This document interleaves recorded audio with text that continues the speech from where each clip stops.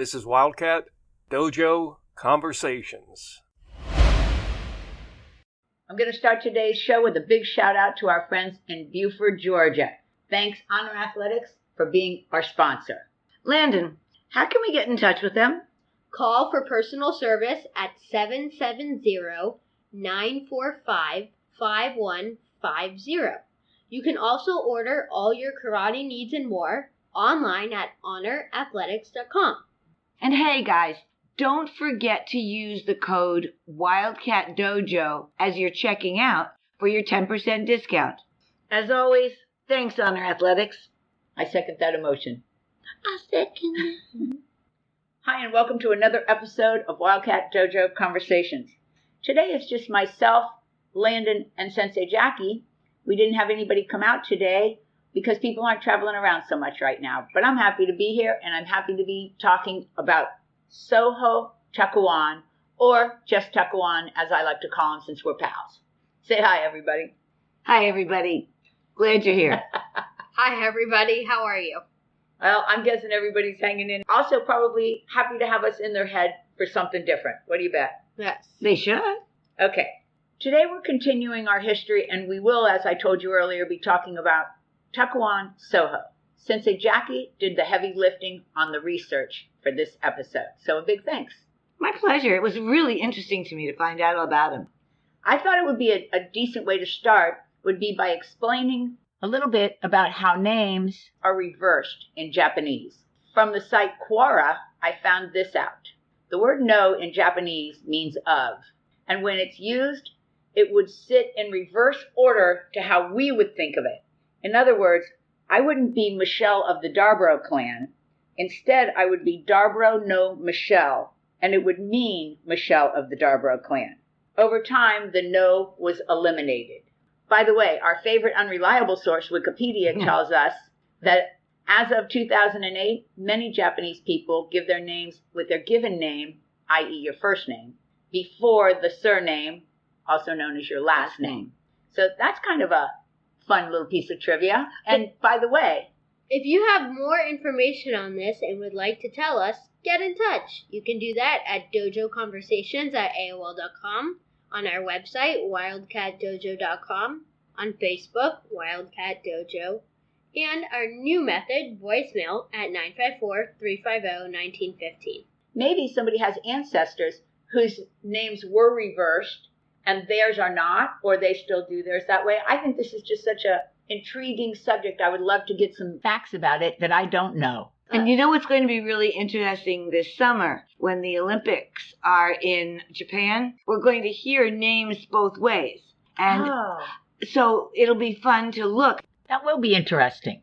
Don't forget to get in touch with us. If your knowledge, which I'm sure it is broader than ours. For sure it's broader than mine on that. One of the reasons I like Tukkuan, and one of the reasons I did this, is because he wrote a treatise on Zen and sword fighting, which draws on the concept of no mind, and we've brought that concept up a lot. Super quickly, no mind is where your mind is in the exact millisecond you're in.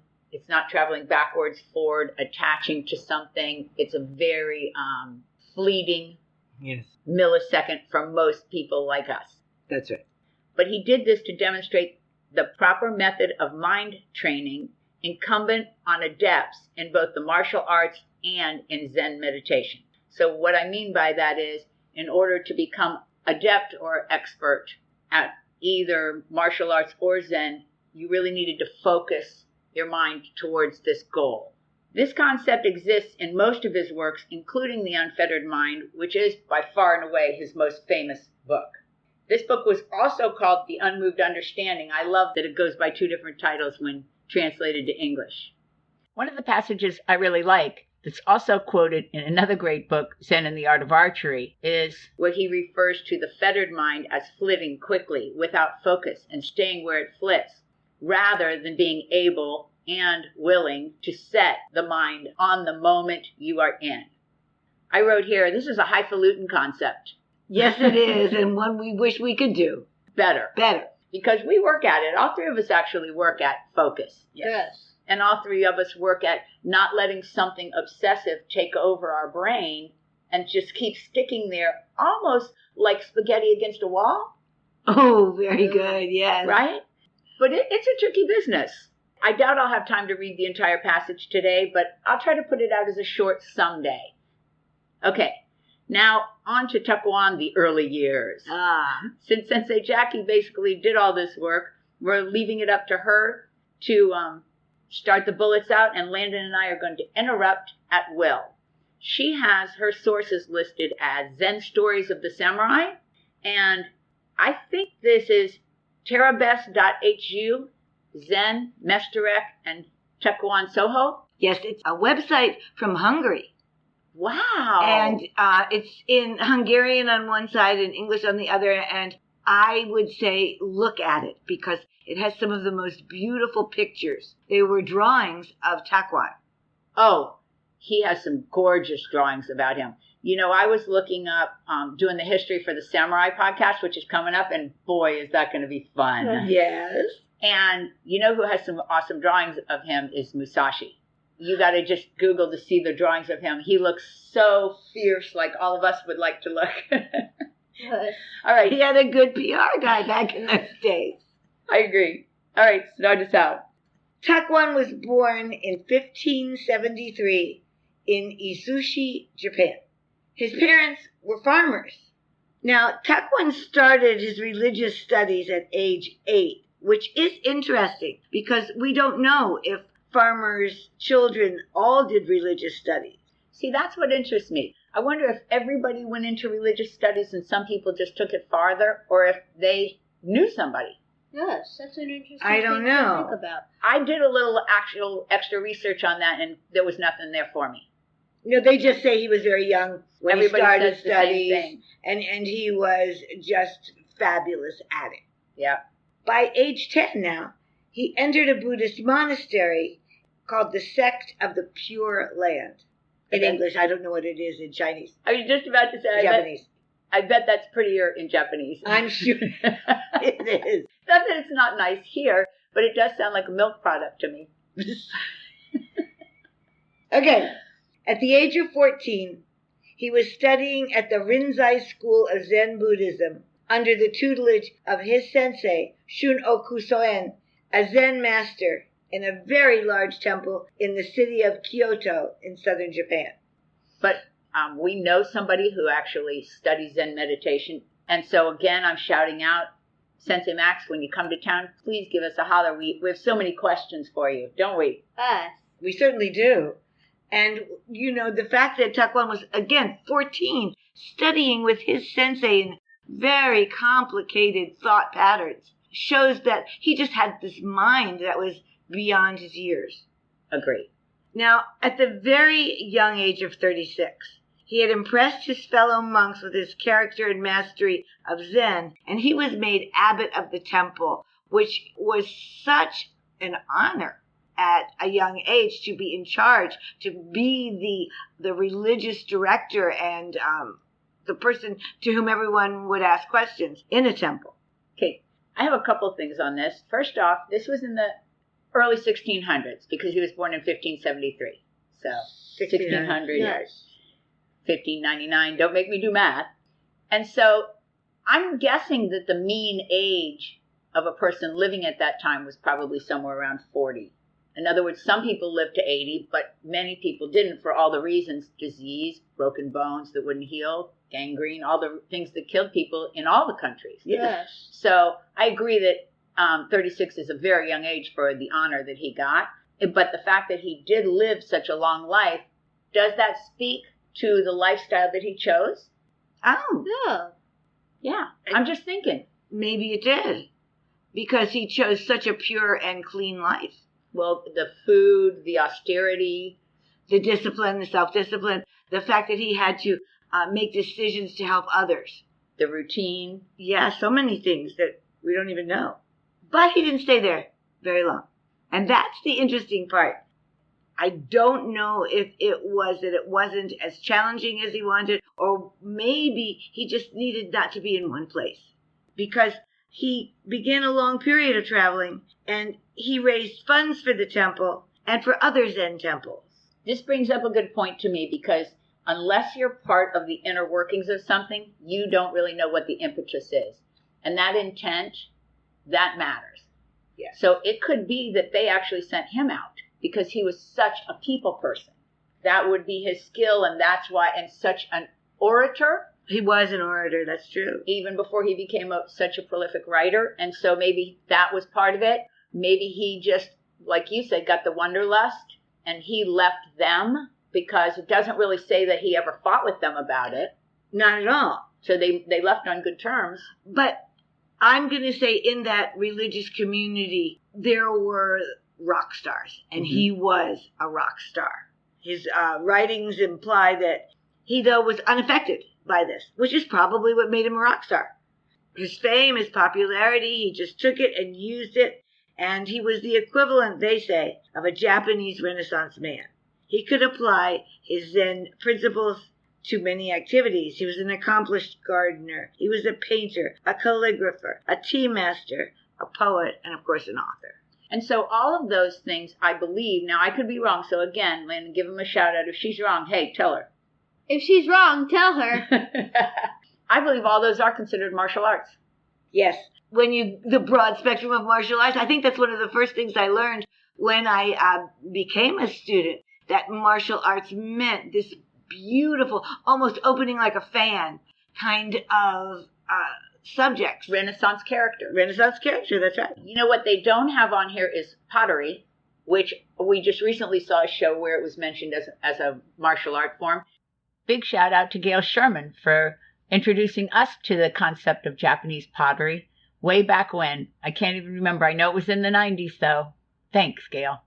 And also, this is a good time to reiterate that martial in Japanese doesn't mean military like it does to us. No. It means physical and philosophical strength and endurance. And I'm taking that definition from Peter Urban's book, The Karate Dojo. Correct. When I was doing the research on the samurai, I tried to look up all the different aspects of martial arts. And I couldn't find a list anywhere. So if you have a list, if you guys see a list in your research, please bring it to my attention, because I just know these from what people have told me over the years. Yes. And can I give you a cool little aside? Tukkuan is also credited with inventing the yellow pickled radish that they named it Tukkuan in his honor. That's so cool. Really? Yes, you might relish that too. Now, Tukkuan got involved in some politics. In 1629, he was banished to northern Japan for his role in this ecclesiastical matter, criticized the shogun at the time, Tokugawa Hidetada. While there, Tukkuan was very smart. He befriended the swordsman and personal instructor to the shogun.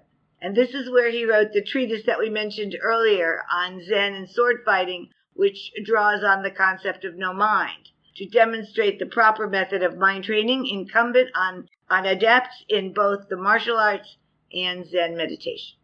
By far and away, he wasn't the first person to bring meditation and martial arts skills together. Us. But his book is, I certainly would recommend it to a non-martial artist as well. It's not a hard read like Musashi's book is, to me. It wasn't a hard read at all. Did you find it to be a hard read? No, and I loved it. But I was chuckling at how easy Musashi's book looks to read, but when you read it, you go, what? So true. Okay, so after the death of the shogun Tokugawa Hidetada, Tukkuan's banishment came to an end, and the new shogun asked him to come to the city of Edo, which is now Tokyo, to be the founding abbot of a new temple, the Tokai-ichi. That's interesting. Yes, and the shogun wanted Tukkuan in close proximity and to be counsel, to give advice as needed. So you can certainly see that he was elevated to a really important place in the world of the shogun. And I did read, following your notes there, he wasn't unhappy because he was a person who lived for the contentment of life, as opposed to I'm happy, I'm unhappy. But he was happiest when he was traveling. Yes. That's when he was at his best and his finest. So that's also a little cool aside. He must have been such a pleasure to know. Reading about him made me sort of kind of compare him a little bit to the Dalai Lama, in that the Dalai Lama seems so comfortable out in public talking to thousands of people, or a small group, 2 people, or if you never hear anything about him for, say, 2 years, and then he comes back up. He seems very comfortable in that inner peace kind of way. And the stories about Tukkuan remind me of him. So not trying to insult anyone by comparing 2 different philosophical ways or anything like that. I'm just saying that I was reminded of that. And the Dalai Lama is such a personable character. Isn't he? Yes, he always seems that way to me. Okay, I'm going to pick it up here and go back to the unfettered mind. In it, he reiterates the concept of the mind as a tool to be controlled. And have we or have we not brought that up a few times? Oh, yes. Definitely. And Landyn, even you're 12, don't you find it handy to have a little bit control over what's going on in your head? Yes. Even though we're not perfect at it, just to have that tool available is so handy. I can't even imagine how my childhood would have been different had I known any of this kind of thing. Because a teenager's mind is just all over the map, isn't it? Yes. So Tukkuan goes on to say, not only is the mind a tool to be controlled, it's also to be honed and used for its strengths. Ah. And I like that. Yes. Without going into a lot of detail, let's just touch on a couple of the things we mean by strengths and weaknesses of the mind. The strength is memory. Yes. What's another one? Being able to learn. Decisiveness. Yes. But the downside is that craziness that comes at the hours between midnight and 2 a.m. or midnight and 6 a.m. when you're like, could you please calm down and let me go back to sleep? Right? Yes. That's when you want to have control over it. Oh, yes. And finally, according to a legend, at the moment before his death in 1645, he painted the character for Dream, laid down, and died. I think that is the most beautiful way to go. I know. There's just so much there. I mean, certainly we already reiterated earlier about how people died younger because we didn't have the tools to help them. So for sure, someone could imply that now that we have the tools to help people, death is more clinical and less poetic, but we weren't there, and we don't know. And on that note, can you believe it's time to move on to last words? Yes. I think that it was really interesting to learn about him. And I think that although he wasn't truly a karate man per se, he exhibited skills that every karate man would want to have. And woman. Well, so there's a karate story out there, and my teacher, Master Collegian, he made 3 prints to tell the story. And he gave one of the prints to Sensei Brown, one of the prints to Sensei Lasorsa, and one of the prints to me. And the point of the story is that the man is just a humble person cooking rice over a fire. And so the first print is the picture of him cooking the rice. And in the second print, the attacker is sneaking up on him from the back with a sword. And in the third print, he's lifting the pot to check the rice. And with the lid of the pot, he blocks the sword. And so the point of the story is, do you have to be this karate man in order to have that kind of presence of the moment to do what is needing to be done at that moment? It's really cool that there's so many cool things about that little story. One of them is that the story exists. One of them is that Master Collegian made the prints, and one of them is that he divvied them out to 3 people who he felt were close to him. Yes. I'm sure you guys still have your prints. I still have mine, of course. And that all the 3 of you together tell the whole story. Us. But going back to your point, he wasn't a karate fighter, but he was a martial artist. Absolutely. And he also simultaneously was a Zen monk. That's correct. So we could say we're karate people and martial artists, but didn't pass over to the Zen monk category. I don't even know if we dipped our toe in that water. All right, guys. How about you, Sensei Jackie? Do you have anything else you want to say? I don't, but I really enjoyed talking about this man. And we have all kinds of good history ones coming up. Hey, I want to give a shout out to the audience today on kind of a personal note. First off, thank you for listening. Our show is doing great. But what I'd really like for each person to do is tell somebody about the show. Say, hey, here's a podcast I'm listening to. Please listen to it, because what I'd like to build is my first-time listeners. Right now, the only time I get first-time listeners is when I reach out to somebody, and so it's a slow process, 1 or 2 a week. And I'd like to see a week where I get, say, 15 brand new listeners. Those of you full-time listeners that are constantly tuning in every week, believe me, I appreciate you. And I can't thank you enough. But please tell somebody about the podcast. That would be awesome. I would appreciate it so much. I would too. Please do that. Us. We always love new listeners. And we certainly love our old listeners. Us. All right. It's time to say our goodbyes. You start us out, Mr. Landyn. I really enjoyed Tukkuan. Thanks for listening with us and hope to see you soon. We're signing out until next week. Who are you going to call for all your karate needs? Honor Athletics, of course. 770-945-5150. HonorAthletics.com. Thanks for stopping by. We will see you next time on Wildcat Dojo Conversations.